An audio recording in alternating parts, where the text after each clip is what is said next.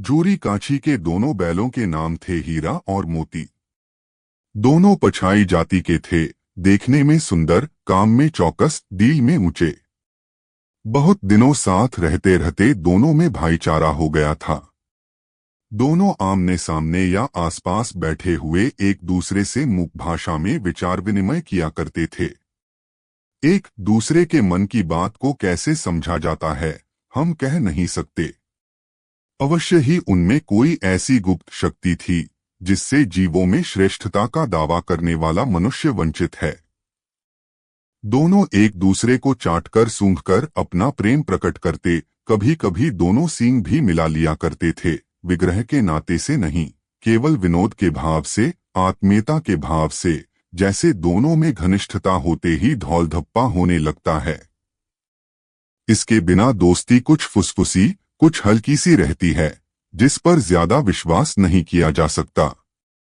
जिस वक्त ये दोनों बैल हल या गाड़ी में जोत दिए जाते और गर्दन हिला हिला कर चलते, उस वक्त हर एक की यही चेष्टा होती थी कि ज्यादा से ज्यादा बोझ मेरी ही गर्दन पर रहे। दिन भर के बाद दोपहर या संध्या को दोनों खुलते तो एक दूसरे को चाट चूट कर अपनी थकान मिटा लिया करते। नाद में खली भूसा पड़ जाने के बाद दोनों साथ उठते, साथ नाद में मुंह डालते और साथ ही बैठते थे। एक मुंह हटा लेता तो दूसरा भी हटा लेता था।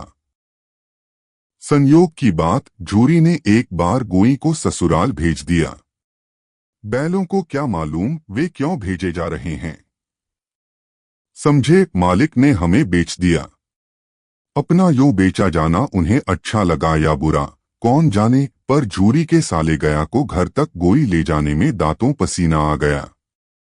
पीछे से हाँकता तो दोनों दाएं बाएं भागते, पगहिया पकड़कर आगे से खींचता तो दोनों पीछे की ओर जोर लगाते, मारता तो दोनों सींगे नीची करके हुंकारते।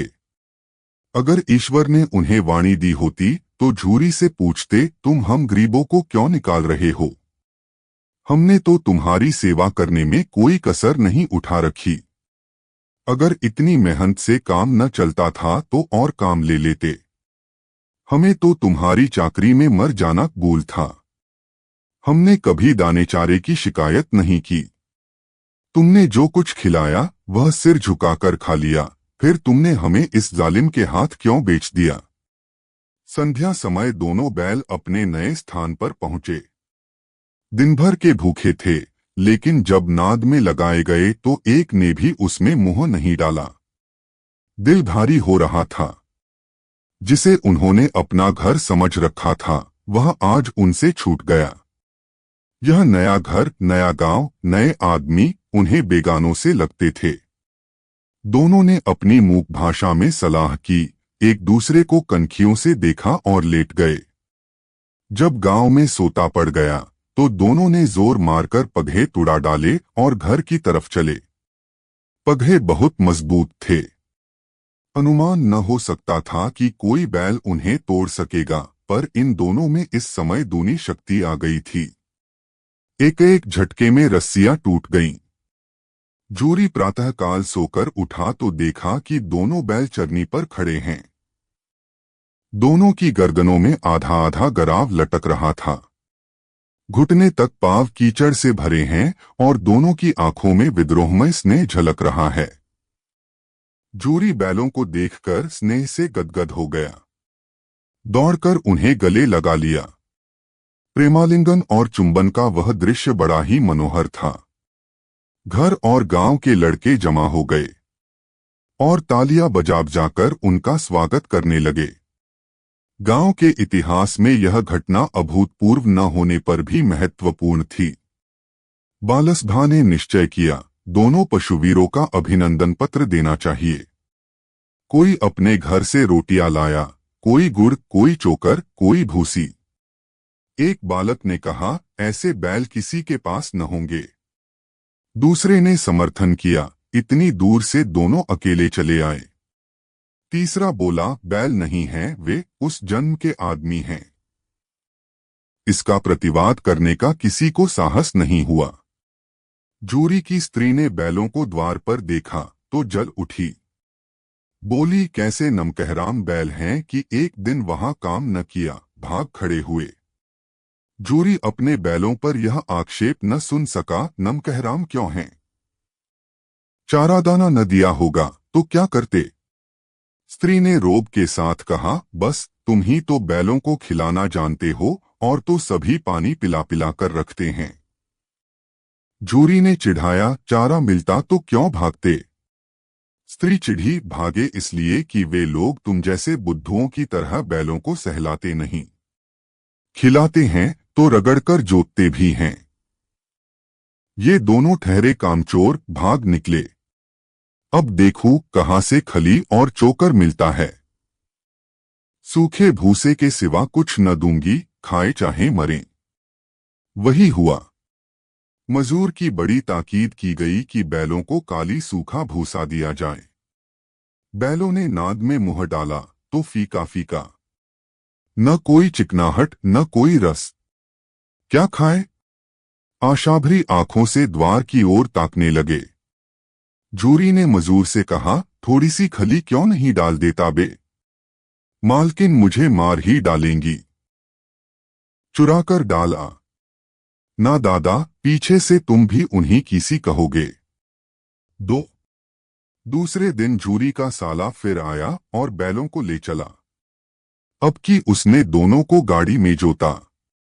दो चार बार मोती ने गाड़ी को खाई में गिराना चाहा, पर हीरा ने संभाल लिया। वह ज्यादा सहनशील था। संध्या समय घर पहुंचकर उसने दोनों को मोटी रस्सियों से बांधा और कल की शरारत का मजा चखाया। फिर वही सूखा भूसा डाल दिया। अपने दोनों बैलों को खली चूनी सब कुछ दी। दोनों बैलों का ऐसा अपमान कभी न हुआ था। जूरी इन्हें फूल की छड़ी से भी न छूता था। उसकी टिटकार पर दोनों उड़ने लगते थे। यहां मार पड़ी। आहत सम्मान की व्यथा तो थी ही, उस पर मिला सूखा भूसा। नाद की तरफ आंखें तक न उठाईं। दूसरे दिन गया ने बैलों को हल में जोता, पर इन दोनों ने जैसे पाँव न उठाने की कसम खा ली थी। वह मारते मारते थक गया, पर दोनों ने पाँव न उठाया। एक बार जब उस निर्दयी ने हीरा की नाक पर खूब डंडे जमाए, तो मोती का गुस्सा काबू से बाहर हो गया। हल लेकर भागा। हल, रस्सी, जुआ, जोत सब टूट टाट कर बराबर हो गया।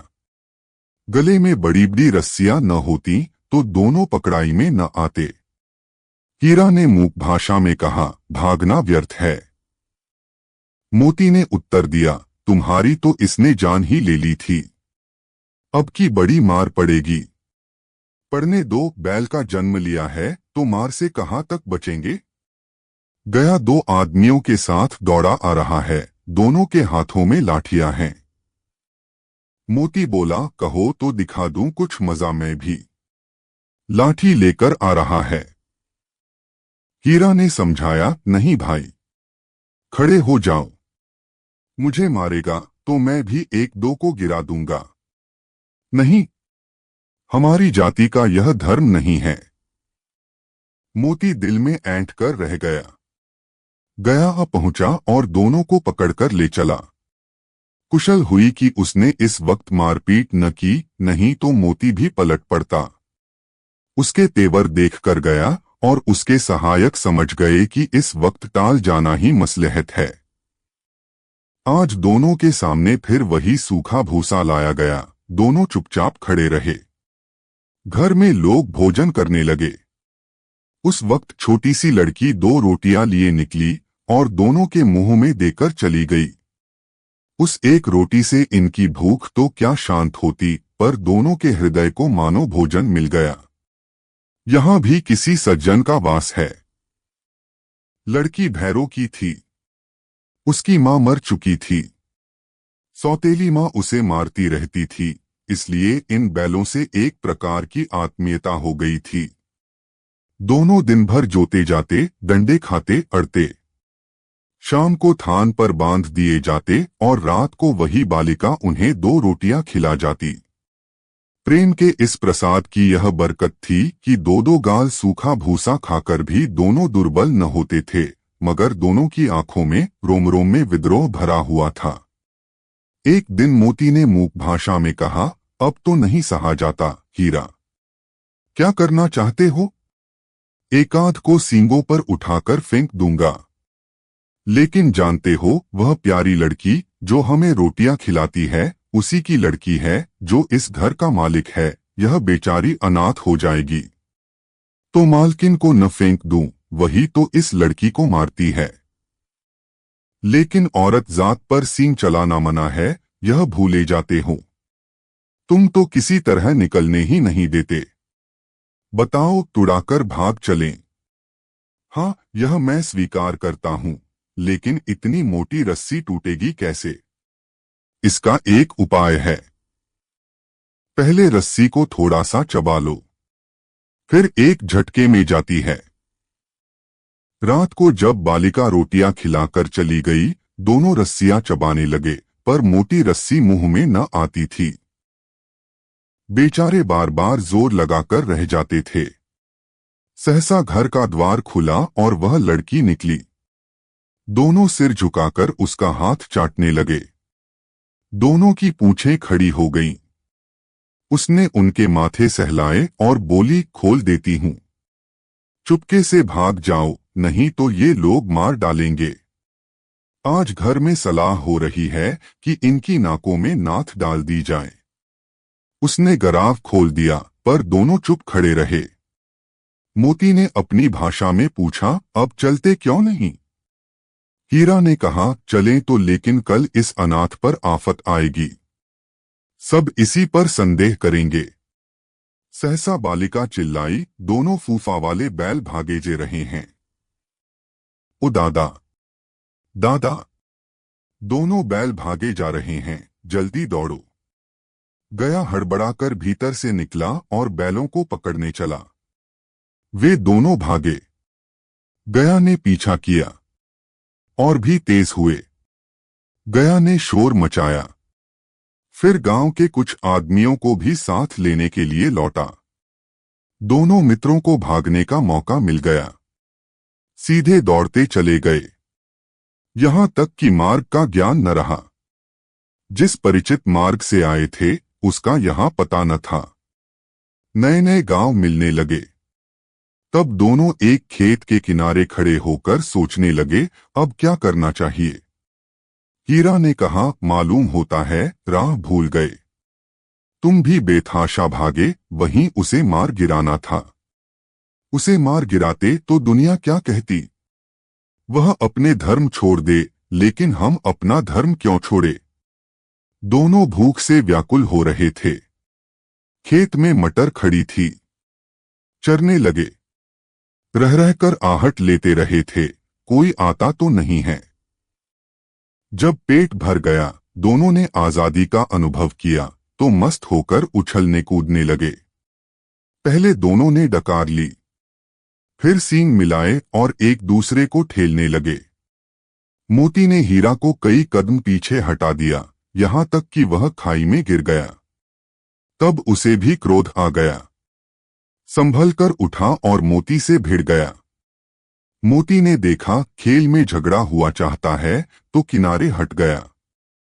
3 अरे, यह क्या? कोई सांड डौंकता चला आ रहा है। हाँ, सांड ही है। वह सामने आ पहुंचा। दोनों मित्र बगले झांक रहे थे। सांड पूरा हाथी था। उससे भिड़ना जान से हाथ धोना है, लेकिन न भिड़ने पर भी जान बचती नहीं नजर आती। इन्हीं की तरफ आ भी रहा है। कितनी भयंकर सूरत है। मोती ने मूक भाषा में कहा, बुरे फंसे। जान बचेगी? कोई उपाय सोचो। हीरा ने चिंतित स्वर में कहा, अपने घमंड में फूला हुआ है, आरज़ू विनती न सुनेगा। भाग क्यों न चलें? भागना कायरता है। तो फिर यहीं मरो। बंदा तो 9-2-11 होता है। और जो दौड़ाए। तो फिर कोई उपाय सोचो जल्द। उपाय यही है कि उस पर दोनों जने एक साथ चोट करें। मैं आगे से रगेदता हूं, तुम पीछे से रगे दो, दोहरी मार पड़ेगी तो भाग खड़ा होगा। मेरी ओर झपटे तुम बगल से उसके पेट में सींग घुसेड़ देना। जान जोखिम है पर दूसरा उपाय नहीं है। दोनों मित्र जान हथेलियों पर लेकर लपके। सांड को भी संगठित शत्रुओं से लड़ने का तजुर्बा न था। वह तो एक शत्रु से मल्लयुद्ध करने का आदी था। जो ही हीरा पर झपटा, मोती ने पीछे से दौड़ाया। सांड उसकी तरफ मुड़ा तो हीरा ने रगेदा। सांड चाहता था कि एक एक करके दोनों को गिरा ले, पर ये दोनों भी उस्ताद थे। उसे वह अवसर न देते थे। एक बार सांड झल्लाकर हीरा का अंत कर देने के लिए चला कि मोती ने बगल से आकर उसके पेट में सींग भोंक दिया। सांड क्रोध में आकर पीछे फिरा तो हीरा ने दूसरे पहलू में सींगे चुभा दिया। आखिर बेचारा जख्मी होकर भागा और दोनों मित्रों ने दूर तक उसका पीछा किया, यहां तक कि सांड बेदम होकर गिर पड़ा। तब दोनों ने उसे छोड़ दिया। दोनों मित्र जीत के नशे में झूमते चले जाते थे। मोती ने सांकेतिक भाषा में कहा, मेरा जी चाहता था कि बचा को मार ही डालूं। हीरा ने तिरस्कार किया, गिरे हुए बैरी पर सींग न चलाना चाहिए। यह सब ढोंग है, बैरी को ऐसा मारना चाहिए कि फिर न उठे। अब घर कैसे पहुंचोगे वह सोचो। पहले कुछ खा लें तो सोचें। सामने मटर का खेत था ही। मोती उसमें घुस गया। हीरा मना करता रहा पर उसने एक न सुनी। अभी 2 ही 4 ग्रास खाए थे कि 2 आदमी लाठियां लिए दौड़ पड़े और दोनों मित्रों को घेर लिया। हीरा तो मेड़ पर था, निकल गया। मोती सींचे हुए खेत में था। उसके खुर कीचड़ में धंसने लगे। न भाग सका। पकड़ लिया। हीरा ने देखा संगी संकट में हैं तो लौट पड़ा। फंसेंगे तो दोनों फंसेंगे। रखवालों ने उसे भी पकड़ लिया। प्रातःकाल दोनों मित्र कांजी हाउस में बंद कर दिए गए। 4 दोनों मित्रों को जीवन में पहली बार ऐसा साबिका पड़ा था कि सारा दिन बीत गया और खाने को एक तिनका भी न मिला। समझ ही में न आता था यह कैसा स्वामी है। इससे तो गया फिर भी अच्छा था। यहाँ कई भैंसें थीं, कई बकरियां, कई घोड़े, कई गधे, पर किसी के सामने चारा न था। सब जमीन पर मुर्दों की तरह पड़े थे। कई तो इतने कमजोर हो गए थे कि खड़े भी न हो सकते थे। सारा दिन दोनों मित्र फाटक की ओर टकटकी लगाए ताकते रहे, पर कोई चारा लेकर आता न दिखाई दिया। तब दोनों ने दीवार की नमकीन मिट्टी चाटनी शुरू की, पर इससे क्या तृप्ति होती। रात को भी जब कुछ भोजन न मिला तो हीरा के दिल में विद्रोह की ज्वाला दहक उठी। मोती से बोला, अब नहीं रहा जाता मोती। मोती ने सिर लटकाए हुए जवाब दिया, मुझे तो मालूम होता है कि प्राण निकल रहे हैं। इतनी जल्द हिम्मत न हारो भाई। यहां से भागने का कोई उपाय निकलना चाहिए। आओ दीवार तोड़ डालें। मुझसे तो अब कुछ नहीं होगा। बस इसी बूते पर अकड़ते थे। सारी अकड़ निकल गई। बाड़े की दीवार कच्ची थी। हीरा मजबूत तो था ही, अपने नुकीले सींग दीवार में गड़ा दिए और जोर मारा तो मिट्टी का एक चिप्पड़ निकल आया। फिर तो उसका साहस बढ़ा। इसने दौड़ दौड़कर दीवार पर चोटें की और हर चोट में थोड़ी थोड़ी मिट्टी गिराने लगा। उसी समय कांजी हाउस का चौकीदार लालटेन लेकर जानवरों की हाजिरी लेने आ निकला। हीरा का उजड़पन देखकर उसे कई डंडे रसीद किए और मोटी सी रस्सी से बांध दिया। मोती ने पड़े पड़े कहा, आखिर मार खाई, क्या मिला। अपने बूते भर जोर तो मार दिया। ऐसा जोर मारना किस काम का कि और बंधन में पड़ गए। जोर तो मारता ही जाऊंगा, चाहे कितने ही बंधन पड़ते जाएं। जान से हाथ धोना पड़ेगा। कुछ परवाह नहीं। यूं भी तो मरना ही है। सोचो, दीवार खुद जाती तो कितनी जानें बच जाती। इतने भाई यहां बंद हैं। किसी की देह में जान नहीं है। 2-4 दिन यही हाल रहा तो सब मर जाएंगे। हाँ, यह बात तो है। अच्छा तो ला, फिर मैं भी जोर लगाता हूँ। मोती ने भी दीवार में उसी जगह सींग मारा। थोड़ी सी मिट्टी गिरी और फिर हिम्मत बढ़ी। फिर तो वह दीवार में सींग लगाकर इस तरह जोर करने लगा मानो किसी प्रतिद्वंदी से लड़ रहा है। आखिर कोई 2 घंटे की जोर आजमाई के बाद दीवार ऊपर से लगभग 1 हाथ गिर गई। उसने दूनी शक्ति से दूसरा धक्का मारा तो आधी दीवार गिर पड़ी। दीवार का गिरना था कि अधमरे से पड़े हुए सभी जानवर चेत उठे। तीनों घोड़ियां सरपट भाग निकलीं। फिर बकरियां निकलीं। इसके बाद भैंसें भी खिसक गईं, पर गधे अभी तक ज्यों के त्यों खड़े थे। हीरा ने पूछा, तुम दोनों क्यों नहीं भाग जाते? एक गधे ने कहा, जो कहीं फिर पकड़ लिए जाएं। तो क्या हरज है? अभी तो भागने का अवसर है। हमें तो डर लगता है, हम यहीं पड़े रहेंगे। आधी रात से ऊपर जा चुकी थी। दोनों गधे अभी तक खड़े सोच रहे थे कि भागें या न भागें, और मोती अपने मित्र की रस्सी तोड़ने में लगा हुआ था। जब वह हार गया तो हीरा ने कहा, तुम जाओ, मुझे यहीं पड़ा रहने दो। शायद कहीं भेंट हो जाए। मोती ने आंखों में आंसू लाकर कहा, तुम मुझे इतना स्वार्थी समझते हो हीरा?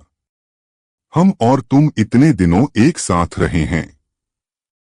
आज तुम विपत्ति में पड़ गए तो मैं तुम्हें छोड़कर अलग हो जाऊं। हीरा ने कहा, बहुत मार पड़ेगी। लोग समझ जाएंगे यह तुम्हारी शरारत है। मोती ने गर्व से बोला, जिस अपराध के लिए तुम्हारे गले में बंधन पड़ा, उसके लिए अगर मुझे मार पड़े तो क्या चिंता। इतना तो हो ही गया कि 9-10 प्राणियों की जान बच गई, वे सब तो आशीर्वाद देंगे। यह कहते हुए मोती ने दोनों गधों को सींगों से मार मार कर बाड़े के बाहर निकाला और तब अपने बंधु के पास आकर सो रहा। भोर होते ही मुंशी और चौकीदार तथा अन्य कर्मचारियों में कैसी खलबली मची, इसके लिखने की जरूरत नहीं। बस इतना ही काफी है कि मोती की खूब मरम्मत हुई और उसे भी मोटी रस्सी से बांध दिया गया। 5 एक सप्ताह तक दोनों मित्र वहां बंधे पड़े रहे। किसी ने चारे का एक तृण भी न डाला। हाँ, एक बार पानी दिखा दिया जाता था। यही उनका आधार था। दोनों इतने दुर्बल हो गए थे कि उठा तक नहीं जाता था, ठठरियां निकल आई थीं। एक दिन बाड़े के सामने डुग्गी बजने लगी और दोपहर होते होते वहां 50-60 आदमी जमा हो गए। तब दोनों मित्र निकाले गए और उनकी देखभाल होने लगी। लोग आकर उनकी सूरत देखते और मन फीका करके चले जाते। ऐसे मृतक बैलों का कौन खरीददार होता। सहसा एक दढ़ियल आदमी, जिसकी आंखें लाल थीं और मुद्रा अत्यंत कठोर, आया और दोनों मित्रों के कूल्हों में उंगली गोदकर मुंशी जी से बातें करने लगा। उसका चेहरा देखकर अंतर्ज्ञान से दोनों मित्रों के दिल कांप उठे। वह कौन है और उन्हें क्यों टटोल रहा है, इस विषय में उन्हें कोई संदेह न हुआ। दोनों ने एक दूसरे को भी नेत्रों से देखा और सिर झुका लिया। हीरा ने कहा, गया के घर से नाहक भागे, अब तो जान न बचेगी। मोती ने अश्रद्धा के भाव से उत्तर दिया, कहते हैं भगवान सबके ऊपर दया करते हैं, उन्हें हमारे ऊपर दया क्यों नहीं आती। भगवान के लिए हमारा जीना मरना दोनों बराबर है। चलो अच्छा ही है, कुछ दिन उसके पास तो रहेंगे। एक बार भगवान ने उस लड़की के रूप में हमें बचाया था, क्या अब न बचाएंगे। यह आदमी छुरी चलाएगा, देख लेना। तो क्या चिंता है, मांस खाल सींग हड्डी सब किसी के काम आ जाएंगे। नीलाम हो जाने के बाद दोनों मित्र उस दढ़ियल के साथ चले। दोनों की बोटी बोटी कांप रही थी। बेचारे पांव तक न उठा सकते थे, पर भय के मारे गिरते पड़ते भागे जाते थे, क्योंकि वह जरा भी चाल धीमी हो जाने पर डंडा जमा देता था। राह में गाय बैलों का एक रेवड़ हरे भरे हार में चरता नजर आया। सभी जानवर प्रसन्न थे, चिकने चपल। कोई उछलता था, कोई आनंद से बैठा पागुर करता था। कितना सुखी जीवन था इनका, पर कितने स्वार्थी हैं सब। किसी को चिंता नहीं कि उनके दो भाई बधिक के हाथ पड़े कैसे दुर्हखी हैं। सहसा दोनों को ऐसा मालूम हुआ कि परिचित राह है। हाँ, इसी रास्ते से गया उन्हें ले गया था। वही खेत, वही बाग, वही गांव मिलने लगे। प्रतिक्षण उनकी चाल तेज होने लगी। सारी थकान, सारी दुर्बलता गायब हो गई। आह, यह लो, अपना ही हार आ गया। इसी कुएं पर हम पुर चलाने आया करते थे, यही कुआं है। मोती ने कहा, हमारा घर नगीच आ गया है। हीरा बोला, भगवान की दया है। मैं तो अब घर भागता हूं। यह जाने देगा, इसे मैं मार गिराता हूं। नहीं नहीं, दौड़कर थान पर चलो, वहां से आगे हम न जाएंगे। दोनों उन्मत्त होकर बछड़ों की भांति कुलेले करते हुए घर की ओर दौड़े। वह हमारा थान है। दोनों दौड़कर अपने थान पर आए और खड़े हो गए। दढ़ियल भी पीछे पीछे दौड़ा चला आता था। जूरी द्वार पर बैठा धूप खा रहा था। बैलों को देखते ही दौड़ा और उन्हें बारी बारी से गले लगाने लगा। मित्रों की आंखों से आनंद के आंसू बहने लगे। एक झूरी का हाथ चाट रहा था। दढ़ियल ने जाकर बैलों की रस्सियां पकड़ ली। झूरी ने कहा, मेरे बैल हैं। तुम्हारे बैल कैसे हैं? मैं मवेशी खाने से नीलाम लिए आता हूं। मैं तो समझा हूं चुराए लिए आते हो। चुपके से चले जाओ। मेरे बैल हैं। मैं बेचूंगा तो बिकेंगे। किसी को मेरे बैल नीलाम करने का क्या अख्तियार है? जाकर थाने में रपट कर दूंगा। मेरे बैल हैं। इसका सबूत यह है कि मेरे द्वार पर खड़े हैं। दढ़ियल झल्लाकर बैलों को जबरदस्ती पकड़ ले जाने के लिए बढ़ा। उसी वक्त मोती ने सींग चलाया। दढ़ियल पीछे हटा। मोती ने पीछा किया। दढ़ियल भागा। मोती पीछे दौड़ा। गांव के बाहर निकल जाने पर वह रुका, पर खड़ा दढ़ियल का रास्ता देख रहा था। दढ़ियल दूर खड़ा धमकियां दे रहा था, गालियां निकाल रहा था, पत्थर फेंक रहा था, और मोती विजयी शूर की भांति उसका रास्ता रोके खड़ा था। गांव के लोग यह तमाशा देखते थे और हंसते थे। जब दढ़ियल हारकर चला गया तो मोती अकड़ता हुआ लौटा। हीरा ने कहा, मैं तो डर गया था कि कहीं तुम गुस्से में आकर मार न बैठो। अगर वह मुझे पकड़ता तो मैं बीमारी न छोड़ता। अब न आएगा। आएगा तो दूर से ही खब लूंगा। देखूं कैसे ले जाता है। जो गोली मरवा दे। मर जाऊंगा पर उसके काम न आऊंगा। हमारी जान को कोई जान ही नहीं समझता।